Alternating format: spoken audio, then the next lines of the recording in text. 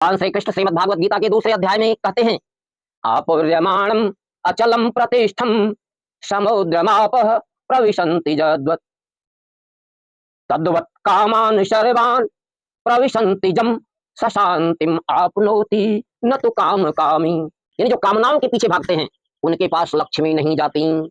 यानी ऐसे लोग जो लोभी हैं, घमंडी हैं और ईर्ष्यालु हैं और पाने के लिए धन के पीछे भागते हैं, ऐसे लोगों के पास लक्ष्मी नहीं रहती, बल्कि उनका मिला हुआ वैभव भी धीरे धीरे समाप्त होता है, उनका पतन होता है। कार्तवीर्य अर्जुन, दत्तात्रेय भगवान की तपस्या से उसे सहस्त्र बाहुओं का बल प्राप्त हुआ, इसलिए उसे सहस्त्राबाहु के नाम से ख्याति मिली। परंतु क्या, अथाह बल पाकर के उसे अहंकार हो गया। इस प्रसंग का उदाहरण दिया है कि देवराज इंद्र को भी जब अहंकार हुआ तो उनका पतन हुआ और आई हुई लक्ष्मी भी उनके हाथ से चली गई। अब लक्ष्मी कहां रहती हैं, इसका उदाहरण लीजिए। जय श्री कृष्ण। आप सभी भक्तों को पंडित श्री लल्लन पांडे का जय श्री राम, जय श्री कृष्ण। भगवान श्री कृष्ण श्रीमद् भागवत गीता के दूसरे अध्याय में कहते हैं, अपूर्यमाणम अचलम प्रतिष्ठम समुद्रमापः प्रविशन्ति जद्वत् तद्वत् कामान शर्वान् प्रविशन्ति जम सशांतिम आपनोति न तो काम कामी। भगवान श्री कृष्ण अर्जुन से कहते हैं कि हे अर्जुन, स्थिर लक्ष्मी कहाँ रहती हैं, किसके पास रहती हैं, सुनो, और किसका पतन होता है यह भी सुनो।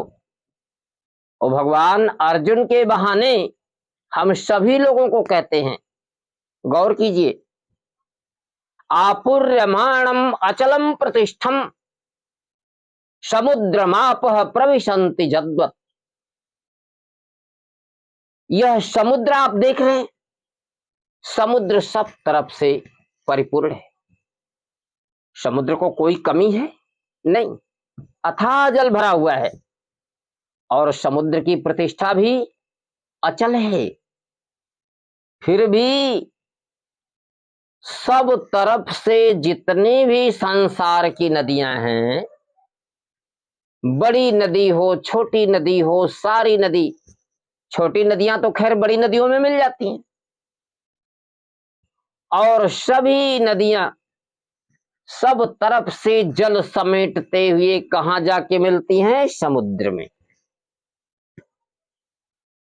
पूरे संसार की देखिए, विचार कीजिए, जहां भरा हुआ है वहीं जाके भर रहा है, कोई खाली गड्ढे को भरने नहीं जाता। हर छोटे छोटे नदी नाले जल को लेके कहां जाते हैं, बड़ी नदी में जाते हैं, और वह बड़ी नदी कहां जाकर के मिलती है, अपने से और बड़ी नदी में। उदाहरण देखिए, आप मां गंगा को ले लीजिए, हर छोटी नदी को समेटते हुए एक तरफ से वो आती हैं और दूसरी तरफ से हर छोटी नदियों को समेटते हुए मां जमुना आती है, और प्रयाग में आकर के जमुना जी सभी छोटी नदियों को ले दे करके गंगा जी में मिल जाती हैं त्रिवेणी संगम पर। अब यहां से जमुना जी का नाम गंगा जी में हो जाता है और गंगा दोनों गंगा बन करके आगे बढ़ती है। यहां से फिर भी जैसे जैसे मां गंगा आगे बढ़ती हैं, हर छोटी नदियों को समेटते हुए बढ़ती है। ठीक इसी तरह से संसार की सभी नदियां हर छोटी नदियों को समेटती हुई अपार जल से भर जाती हैं, और भरकर वो कहां पहुंचती हैं, समुद्र में।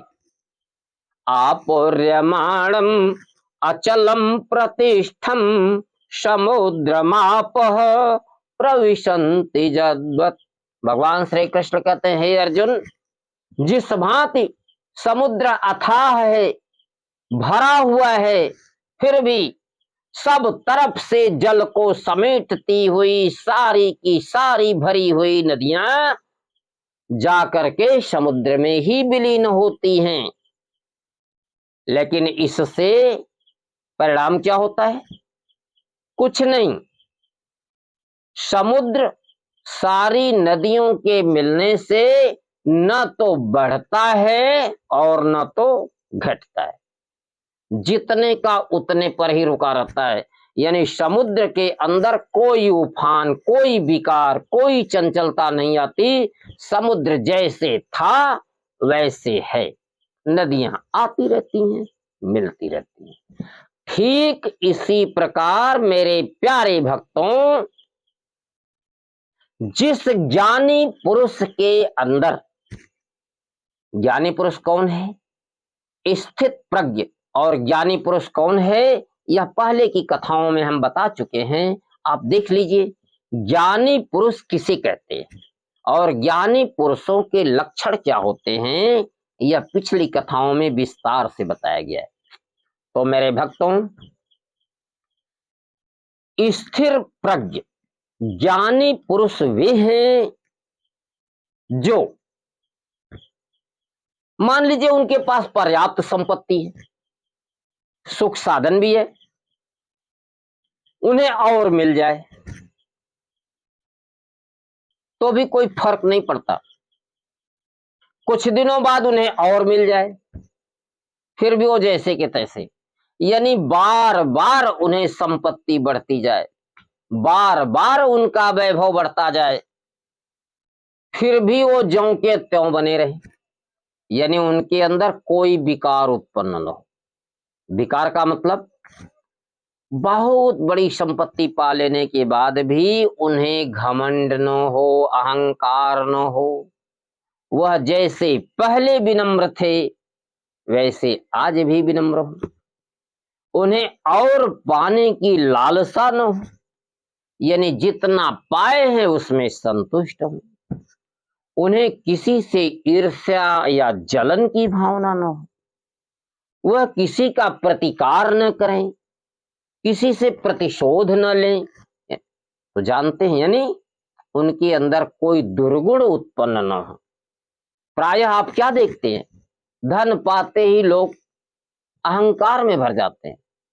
ऐसे लोगों की बात नहीं, यहां बात ऐसे ज्ञानी पुरुषों की है जो समुद्र की भांति स्थिर बुद्धि हो।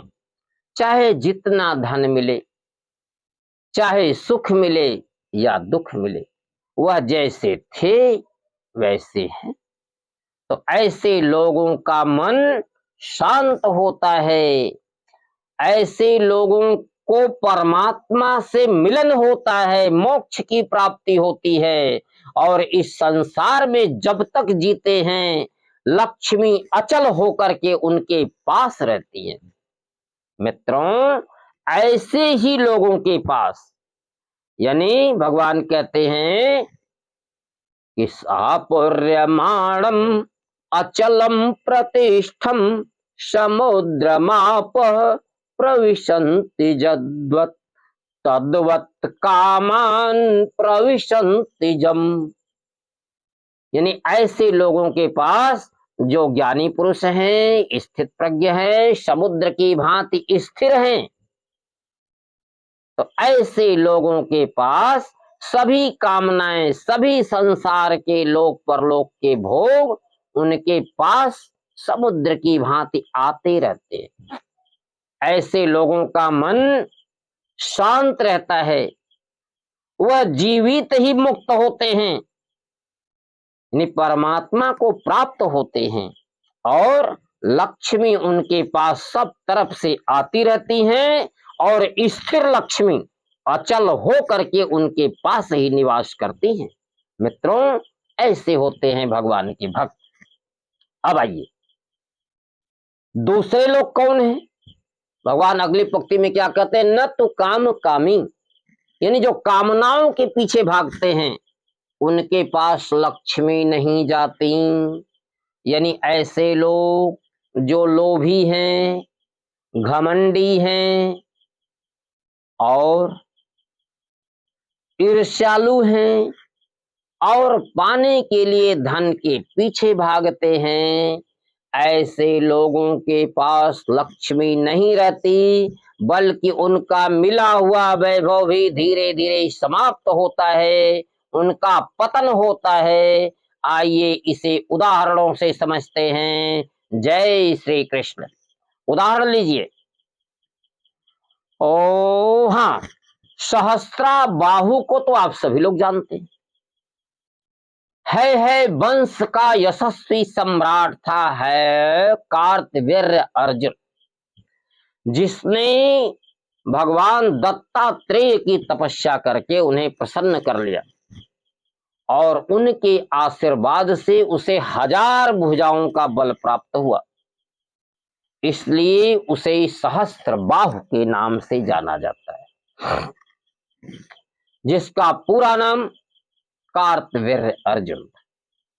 दत्तात्रेय भगवान की तपस्या से उसे सहस्त्र बाहुओं का बल प्राप्त हुआ, इसलिए उसे सहस्त्रा बाहु के नाम से ख्याति मिली। परंतु क्या, अथाह बल पाकर के उसे अहंकार हो गया। अब वह अत्याचार करना शुरू किया, लोगों का उत्पीड़न करना शुरू किया। इसलिए परिणाम क्या हुआ, आइए देखते हैं। एक बार सहस्त्रा बाहु अपनी सेना सहित कहीं जा रहा था।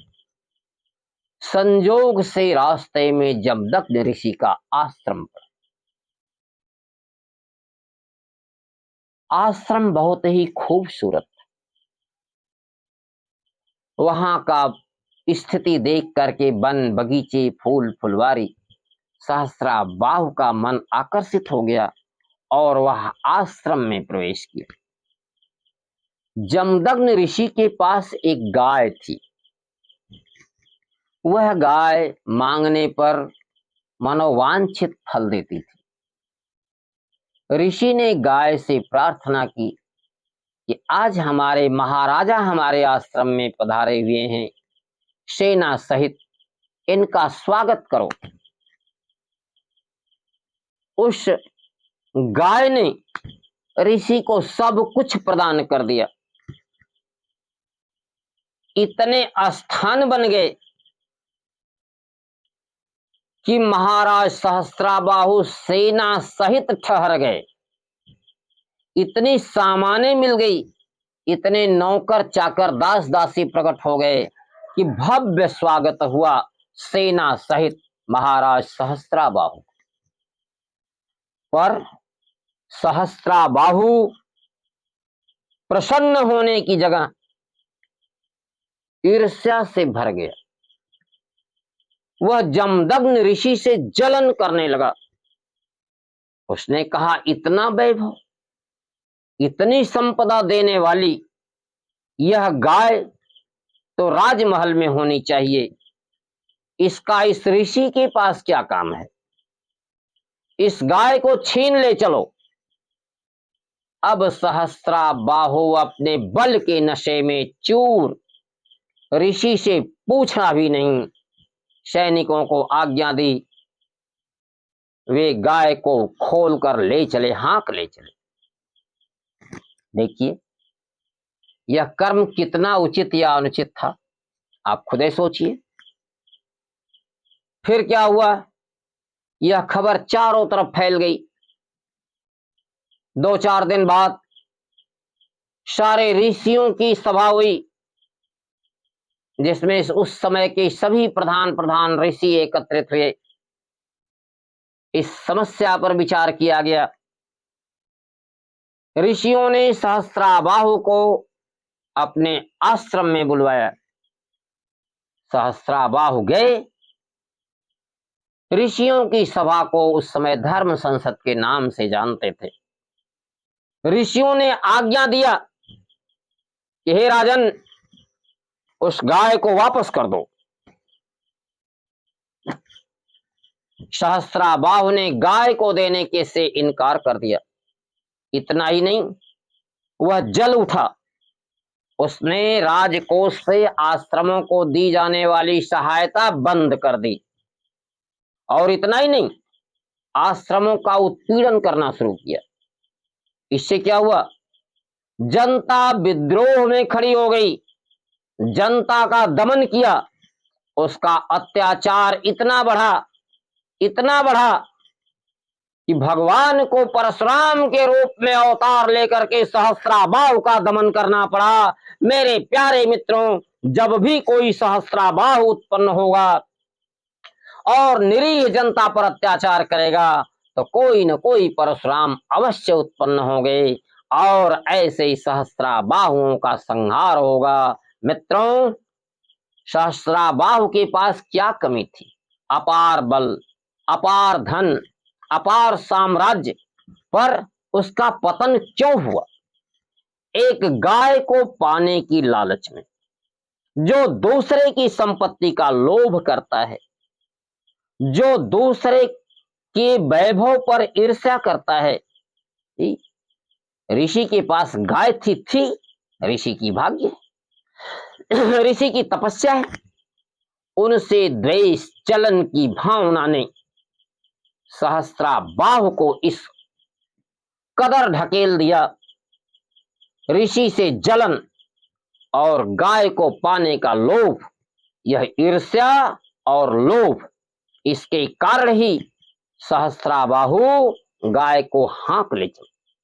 परिणाम, प्रजा में असंतोष हुआ, ऋषियों में असंतोष हुआ, विद्रोह हुआ और सबको सहस्राबाहु ने अपने बल से दमन किया। वह प्रजा का दमन तो कर सकता था, लेकिन सृष्टि के नियमों को नहीं बदल सकता था। उसकी आई हुई लक्ष्मी भी गाय प्राप्त करने के चक्कर में, यानी और पाने के चक्कर में, उसकी जो संपदा थी वह भी चली गई। और संपदा ही नहीं गई, कुल सहित उसका संहार हुआ। मित्रों, जो भी सहस्राबाहु की तरह से चाहे कितना भी वैभवशाली हो, कितना भी बलवान हो, यदि वह लोभ की राह पर चल पड़ा, ईर्ष्या की राह पर चल पड़ा और अत्याचार की राह पर चल पड़ा तो उसका पतन निश्चित है और उसकी आई हुई लक्ष्मी भी उसके पास नहीं रहती, चली जाती। जय श्री कृष्ण। आइए दूसरा उदाहरण लेते हैं। आप देवराज इंद्र का उदाहरण ले लें। यह तो पृथ्वी के लोगों की बात है, स्वर्ग का भी उदाहरण ले लें।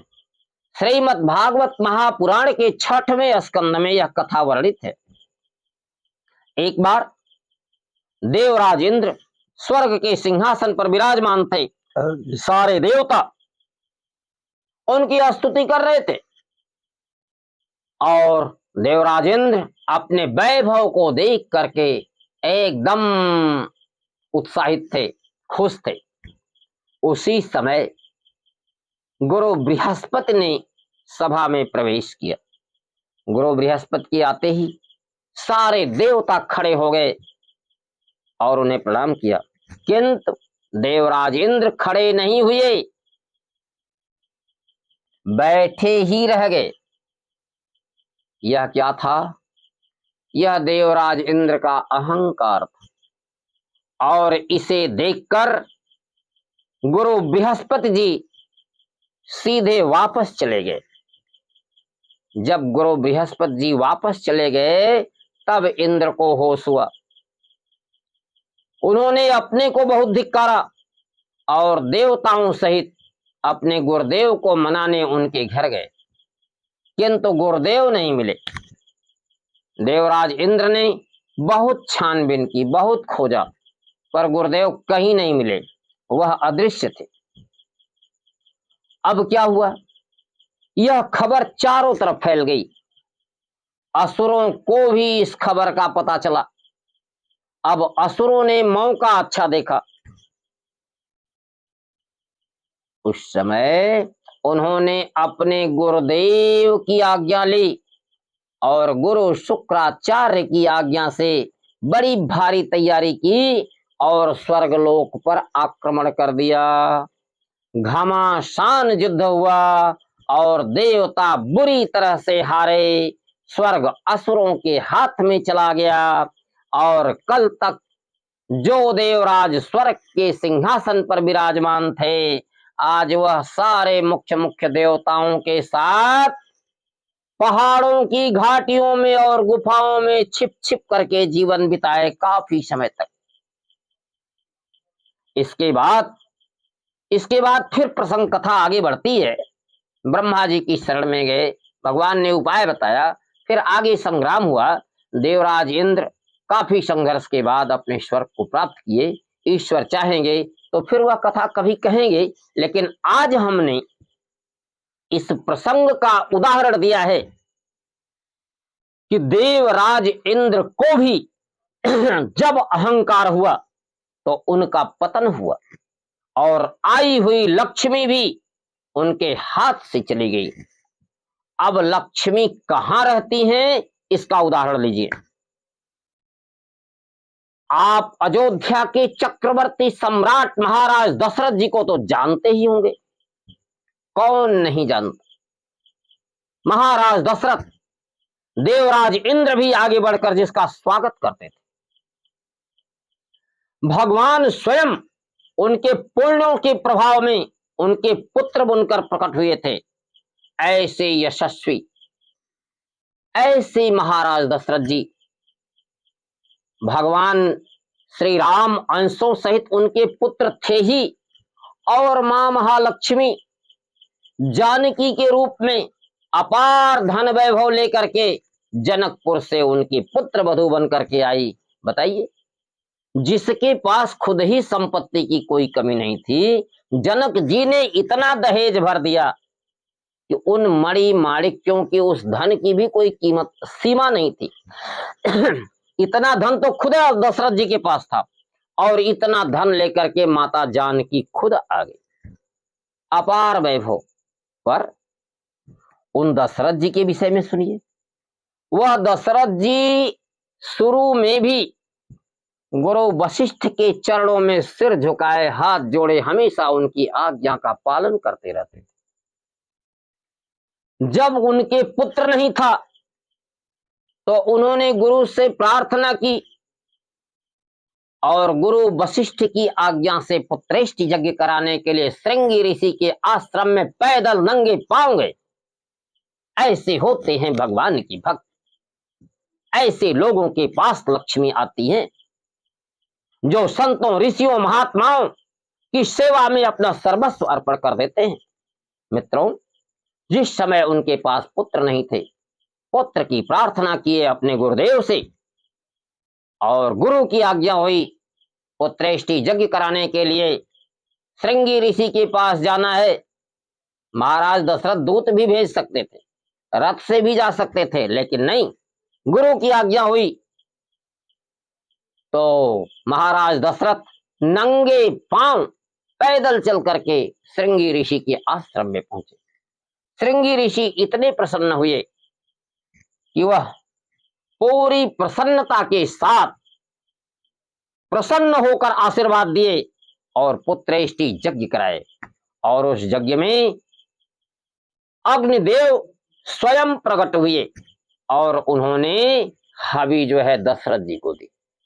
समय पर भगवान अंशों सहित चारों भाई प्रकट हुए और बड़े हुए, विवाह हुआ, 4 कुल वधु, 4 पुत्र वधुएं आई, अपार संपदा भी आई। अब देखिए, महाराज दशरथ जी जब पुत्र नहीं था तब भी गुरु के चरणों में सिर झुकाए उनकी सेवा करते रहते थे। जब पुत्र हुआ तब भी गुरु के चरणों में हैं।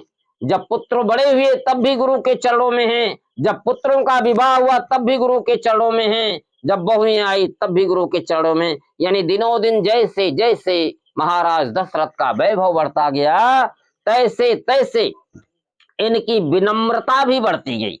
ऐसे होते हैं भगवान के भक्त, और ऐसे लोगों के पास लक्ष्मी अचल और स्थिर होकर सदैव निवास करती हैं। जय श्री कृष्ण।